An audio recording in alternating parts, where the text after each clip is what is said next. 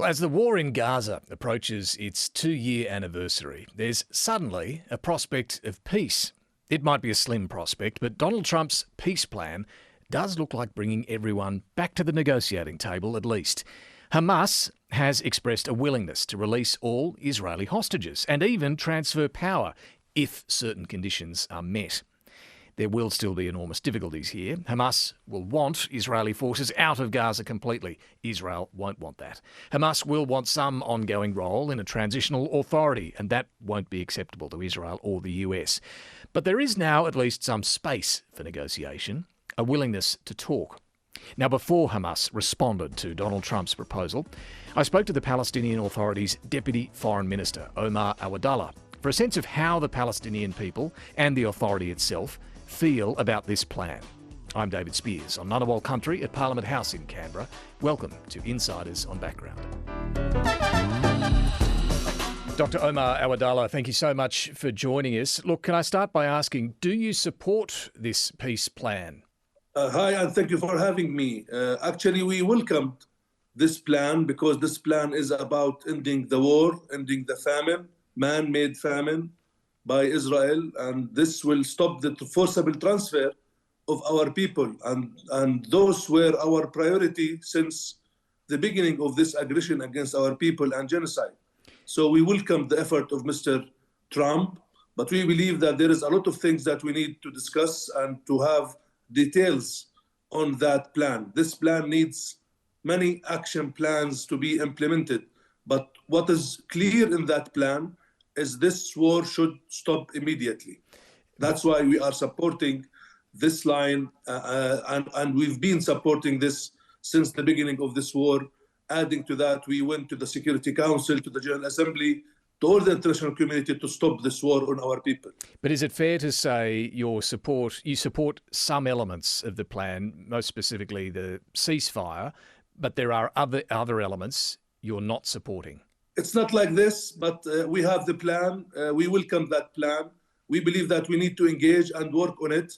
We think that this plan is part of so many other plans, including the latest recognition of some respected countries, including Australia, including Canada, including UK, including France, some other countries. Adding to this, that there is a roadmap and plan that was adopted and endorsed by the international community and the General Assembly of the United Nations, which New York Declaration, which speaks clearly about how to implement the two-state solution. So this plan should be linked to other plans to have a peace in the region and security and prosperity. So it's not about whether we are accepting some elements of this plan or all the plan. The plan was clear about so many actions that has yet to be defined, timelined, other issues that still needed in that plan. But the clear in that plan about the dialogue, about the statehood of the Palestinian people, about the future of Gaza, about the end of this genocidal war against our people. Yeah, I mean, you touch on it there. There is no time frame under this plan for Israeli forces to leave Gaza. Is it possible that Israeli forces could remain for quite some period of time in Gaza? That's why also that plan needs some guarantees, actually. And we believe that if the President Trump himself is the one who is following this plan, then there is a guarantee in a way or another that the American president himself. But if we leave it to the Israelis, they never be committed to any of the agreements. They broke the ceasefire that came up on January this year. So we cannot leave it to the Israelis to set the time frame or any details. So you want of this plan. You want President Trump to have some sort of time frame in there as to when Israeli forces are out of Gaza? Yes, it should be there, actually, yes. You mentioned the moves by Australia and others to formally recognise Palestinian statehood. Just explain to us what role that has played in the Palestinian Authority and other Arab states backing this plan. I think the recognition is something not symbolic. I think that all the dynamics that we saw after the recognition of Australia and other countries, by recognizing the right of the Palestinian people to exist and to have the right to life, and adding to this the right to self-determination of the Palestinian people. I think that helps a lot, even the American administration, to come up with the current plan that we saw days ago. So the recognition is, in a way or another, is a tangible and irreversible step toward implementing the two-state solution, the solution that we think that the only viable solution that can bring peace and security. And that means that supporting the declaration of New York, a roadmap for ending the war in Gaza and the war in the Middle East at large, in a way or another, is a contribution for peace. And we do believe that Australia did that part in that contribution. Adding to this, if we want to link recognition to some actions, including that Israel should be held accountable for the crimes that Israel is committing against our people. So Australia took that bold decision, that clear decision that Israel cannot continue of what they are doing against our people in Gaza and in the West Bank, including in Jerusalem, and to take some actions, including some consequences, sanctions, weapon embargo, preventing the terrorist settlers to enter to Australia and other countries, to prevent extremist and terrorist ministers to enter also your respected country, is something actionable that can bring fruits to all this formula. And we believe that the upcoming plan that came up by Mr. Trump is a fruit of all this momentum that we built together with our friends in Australia. Nonetheless, just hours after it was announced, Benjamin Netanyahu declared to the Israeli people that he would not agree to a Palestinian state. Does that concern you? Actually, Netanyahu is a war criminal. He's wanted to the International Criminal Court. So it's not Netanyahu that can dictate his conditions over the international community. Now there is 160 states are recognizing the state of Palestine. So it's not up to Netanyahu. And if we want to leave it to Netanyahu, he wants to continue with his genocidal war against our people, and he doesn't care about hostages or prisoners in Gaza or in all the occupied Palestinian territory. So it's not up to Netanyahu, it's up to the international community to impose their rightful approach, consistent with international law and with international legitimacy and with the roadmap that the international community agreed after the New York conference and the New York Declaration. Let me turn to what's required under this plan on the Palestinian side. One of the most important elements is for Hamas to surrender its weapons and play no governing role. Do you expect that Hamas will agree to that? We accepted this plan. We welcome this plan. We believe that anyone that wants the end of this plan should consider this plan in a way or another. We believe but that will Hamas agree to this?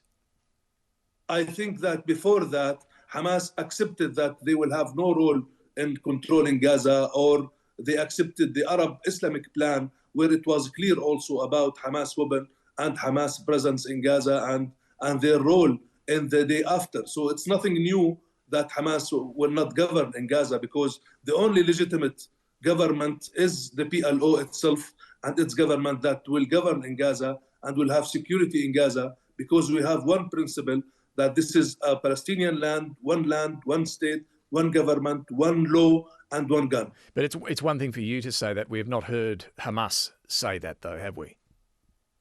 We're still waiting for that. I'm not representing Hamas, so I don't know what Hamas is going to take, which decision. But as I said, we want to stop this war immediately.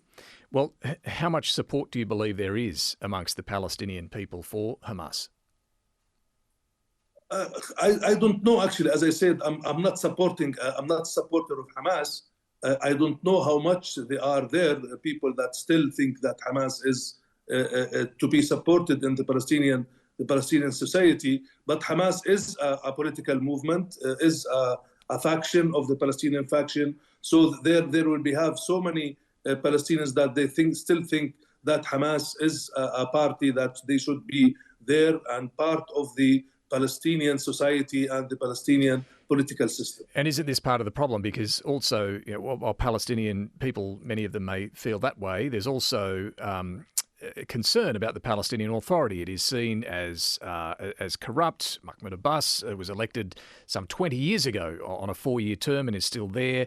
Do you think the Palestinian people trust the Palestinian Authority? I think that the Palestinian people, they support the legitimate and the sole representative of the Palestinian people is the PLO and the President Mahmoud Abbas and the Palestinian government, because what we are doing is trying to provide our people with all services and the needed things. We tried to help to have elections in Palestine. Unfortunately, Israel did not give us any permission to have elections in East Jerusalem, and that was the reason why we stopped the election at that time. Now we are talking about elections, but we need to stop the war, and we promised the international community, including our good friends in Australia, that we will be having elections after 1 year of ending this war, because now it's impossible to have any kind of elections without Gaza, and Gaza is out and offline, unfortunately. But now, if the war is stopped, we started the process. We have a constitutional committee working toward preparing for elections and all of this. Once the war is stopped, we will be having elections within 1 year to renew our political system and to renew and to develop our institutions within the state of Palestine. And how else, beyond the election that you've talked about there, how else will the Palestinian Authority reform? What does change mean to you for the authority? Actually, the reform in the Palestinian government and the Palestinian Authority is a Palestinian priority, because reform for us means developing, upgrading, updating, changing, building institutions, consolidating institutions. We started with so many institutions. We started with the security apparatus. We are working for a transparency in the financial system. So I think the idea of corrupted Palestinian Authority is an Israeli talking point, because they are not ready to engage in any kind of peaceful. And the line of the current Israeli government and the main line of Mr. Netanyahu, that he came with his government to suppress any aspirations of the Palestinian people to statehood. So they are using this corruption and other issues by undermining the Palestinian government just for political reasons, because they don't want to engage in any political or peaceful solution to achieve the two-state solution. So you don't think this is a view of the Palestinian people as well, that there is corruption that needs fixing? I think that the issue of reform is a Palestinian priority. The idea that we are corrupted is an Israeli idea. This is not the view of the Palestinian people in your view. They've got no problem. I doubt that the Palestinian people are thinking that the Palestinian Authority is corrupted. Unfortunately, we've been for more than 12 months. We don't have any salaries because Israel is blocking and having economical blockade, and they are stealing our own tax revenues. More than $3.2 billion Israel is stealing. So there is no money for this, as you call it, or as some people are calling it, a corrupted government. This government, they have no money to give salaries for the Palestinian people, to have money for corruption. And just coming back to the plan itself, are you comfortable ultimately with a demilitarized Palestinian state that has a buffer zone between Gaza and Israel? No, we are against any buffer zones, for sure, because the Security Council Resolution 2735 that adopted the ceasefire in May, actually last year, was clear about that no decrease in geography or demography in Gaza. So Israel is trying to do all of this just to create buffer zone. If they want buffer zone, they can build it inside Israel, not in Palestine, first of all. Secondly, on the issue of demilitarizing of the Palestinian state, we have a doctrine in Palestine. We want to build school, but not to buy a tank. This is our doctrine in Palestine. But at the same time, if our people are protected, internationally protected, and we have protection forces according to the Security Council peacekeeping mission in Palestine, and we have peace in the region, and we have a security structure in the region that provides security for the Palestinians and for all, without any kind of attack on sovereignty, on geography, on demography. So no need for a militarized state then. In that case, if we are protected, no need for that, and we will follow suit with our doctrine that it is better to build a school or a hospital rather than buying a tank. And in terms of the sort of security presence that may ultimately be there, would you be inviting Arab states in the region or those further beyond, perhaps even Australia, to take part, to play some role in security in Gaza? Actually, the New York conference about the peaceful settlements of the question of Palestine, we had a whole roundtable about security. And we said that we're ready to invite a peacekeeping mission or stabilization mission to Palestine, not only to Gaza and to the West Bank, because settlers here are terrorizing us in the occupied Palestinian territory, supported by the Israeli occupying army. So we need peacekeeping mission. But this peacekeeping mission or stabilization mission should come by the invitation of the Palestinian government and by a Security Council resolution. So we needed to invite. Who would you be looking to invite at the moment? We are ready to invite any country that's ready to engage in a goodwill with us in protecting our people from the brutality that Israel is doing against us.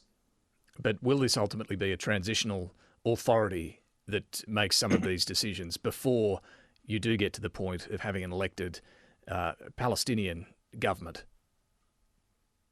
I think this also about the transitional committee. We had in the Arab Islamic plan of reconstruction of Gaza, we had something about transitional committee in Palestine for a limited period of time. But in all cases, that the legitimate representative of the Palestinian people will always stay the PLO. No one can represent the Palestinian people but the Palestinian people. So we will invite if there is a need, and there is a need actually to protect our people in Gaza and in the West Bank. So just finally, I mean, you've seen peace plans come and go. What confidence do you have that this plan, this Donald Trump plan, is actually going to end this war? Because Mr. Trump himself, when he was the president-elect in January this year, he stopped the war actually, but Israel broke that ceasefire at the beginning of this war, at the beginning of this year actually. So we think that Mr. Trump can impose this plan, especially on the ending the war on Israelis, because as I said, that releasing the hostages and prisoners, the end of the war, the stop the famine, and entering the aid is an international priority now, and it's been there for 2 years at least. Trump is ready for this, and with the engagement of our brothers, the Arabs and Muslims and other players, international players, they are ready to engage to end this war. And we believe that the guarantor is Mr. Trump himself. Dr. Omar Awadallah, thank you so much for joining us. You're most welcome. Thank you. And if you have any thoughts on this conversation, do drop us a line, insiders@abc.net.au. We'll have more on this on Sunday morning. Hope you can join us for Insiders, 9 a.m. on ABC TV. You're making us all feel very excited about being here.